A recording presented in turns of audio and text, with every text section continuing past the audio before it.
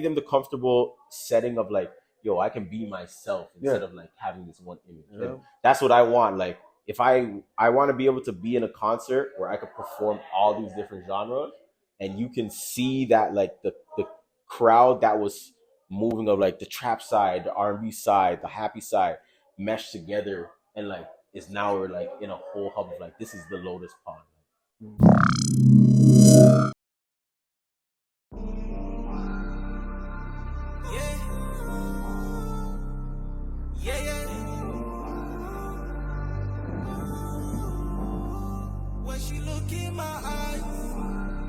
I'm Styles with SipWithStylez podcast. I'm here today interviewing all the artists, all the backup staff, and honestly, I'm just the face in front of the camera to give you guys a good energy. Follow me at Styles So Real on Instagram. Oh, that was off that time. How y'all doing today? My name is Styles from the SipWithStylez. I'm here with my boy Leo today. What's up? Today we are getting together and speaking for the music festival Taste of Music. Now, Leo, when we had spoke on the phone, you had this dope perspective of growing up as an anime kid. Could you like speak to us more about how you feel that like shaped you in your music and then you as an individual? Growing up as an anime kid was more the perspective of like when you're the neutral guy in the group of like, you know, the guys who are, you know, trapping or rapping, and you know the guys who are just nerdy. And you know both of them, you could go through. Like growing up as an anime kid, like you talk to both of them, like you would never know that the people that are like the hardest people are talking about Dragon Ball Z, but they'll talk to you about it. Yeah. But with my music, a lot of my songs has a lot of anime lines inside of it that, like, if you know the anime, you'll catch it and you'll be like, oh shit, that's like super sick. Like that, how you fuse that in with modern day music. Yeah. It does shape a lot of my songs, as well as the references that I use, instead of how battle rappers use different references. I think the anime kid part of me is I would say happy with the music that I make. Yeah.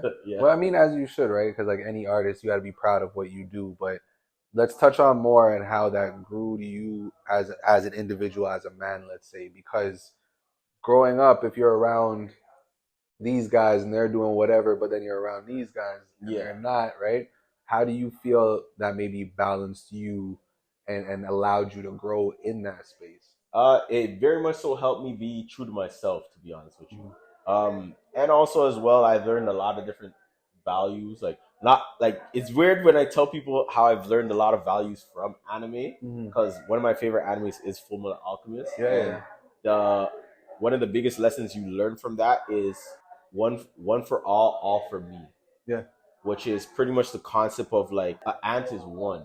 Yeah. We are all one on a planet. Yeah. But we consume different organisms, so everything is for me in a sense. We're like, you have to realize that like, you are so small on this planet that you are just one molecule of a working train, but you are so significant to the planet that everything that you are pushing in a cognitive wheel is always all for you. So that's like something very big that kept me balanced of like, I can do both. I can be in both worlds at the same time. It showed you a little bit of that like duality. Yes. Which I think it's dope that you speak on that topic, like of being all connected and being all one, because then you refer to yourself as a hub. Yeah. Right? Now, and you also consider yourself an eclectic, but we'll touch on that more. Speak to us more of what it means to be a hub and how you relate that through music. Like, for me to be a hub is more so whenever people refer to like a hub of like something, they're like, okay, a group, or pretty much they take different genres or different things and put it in one place, and that's like your hub, right? Like, you could go through all the categories, catalogs. That's kind of what I feel I am for my music. Because when people my focus for my music is when people go through my catalog, like, if you're sad, okay, let's load up this. If you're happy, okay, let's load up this. If you're partying, don't worry, I got you. if you're in that trapping mood, don't worry, I got you as well too. Like, I want you to literally go through the hub of catalog of like what the essence of Leo is, and be able to say, yeah, like, I'm not gonna listen to all of this, but I fuck with this instead, right? So you would say you're comfortable in yourself as an artist enough to know that not everybody's gonna enjoy your music and maybe how you flow, but the ones who do, Yes. they have theirs. Yes, because it kind of brings back to the fact of the anime kid. I was able to bring different elements from different sides of these groups of people, and we would actually collectively like go to parties and stuff like that. And everybody was like, "Yo, you're a." There, it gave them the comfortable setting of like, "Yo, I can be myself instead of like having this one image." Yeah. And that's what I want. Like, if I want to be able to be in a concert where I could perform all these different genres, and you can see that like the crowd that was moving of like the trap side, the R&B side, the happy side, meshed together, and like is now we're like in a whole hub of like this is the Lotus Pond. Tranquility. That's basically I'm looking for that tranquility of like everything comes together. So you want to create like a sanctuary, safe space, for not just artists but for people as a whole. Everybody as a whole. No, that's tough. So it's like, let's say when you pull up to a Leo concert, you never know who you're gonna bump into. Exactly. You bump into a dude in some Truies, but you can also bump into a dude in a Katsuki jacket. Exactly. You feel me? That's exactly how okay, I'm feeling.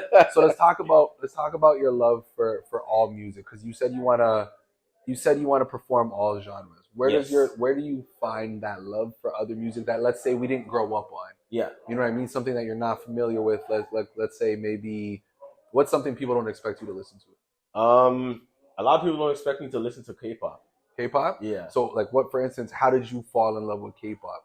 I fell in love with K-pop because of old hip hop.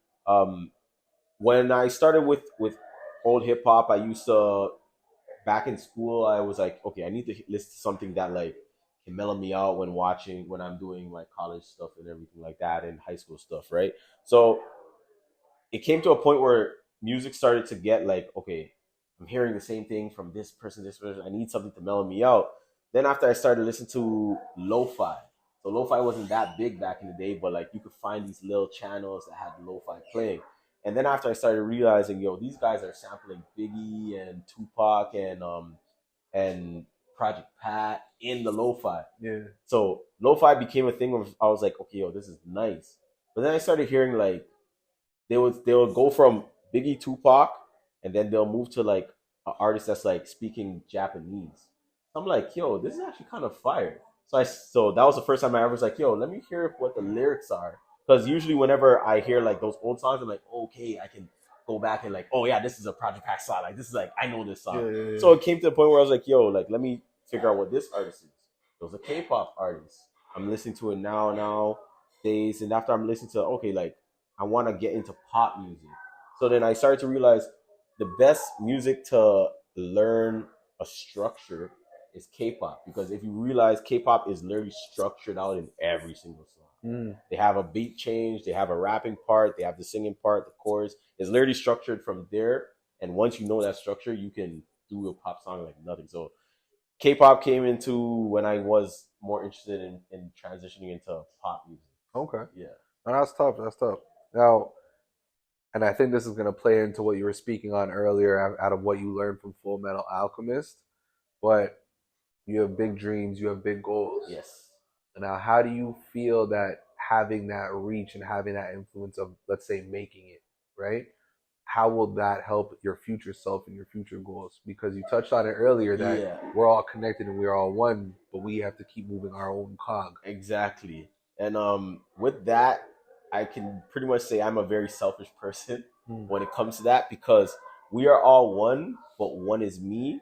Whereas we are all one, my friends are all independent, they're doing their own things.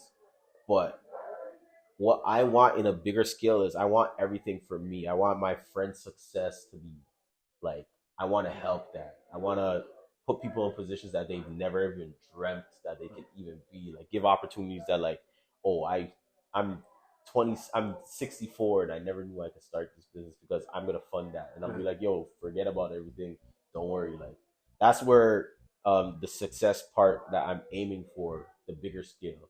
I know more sacrifices have to come from me first, but I'm willing to do those sacrifices to make sure that like the bigger picture is in focus. Yeah, because and because it's funny how you even spoke on how you feel you're selfish, but when we were speaking, you're like, but if I win, we all win. Yeah, exactly. Right? So it's funny how you view yourself as someone who's selfish, but your views, your goals, and everything is for like everybody around you in your circle. Yeah, which is really beautiful. So it's funny because like the way that I view my selfishness is like I would literally look at someone and be like, no, do exactly like I like it's selfish as like I feel like I'm taking away their willingness of doing whatever they want because I'm like, no, like you can do this. Like, stop worrying about all this shit. I'm gonna do this for you to do that. So I know you want to do this. Stop that. Listen to me. So that's why I feel like I'm selfish. Yeah. I'm like I'm selfishly making you take the path that I know that you can actually do. Perfect. Yeah.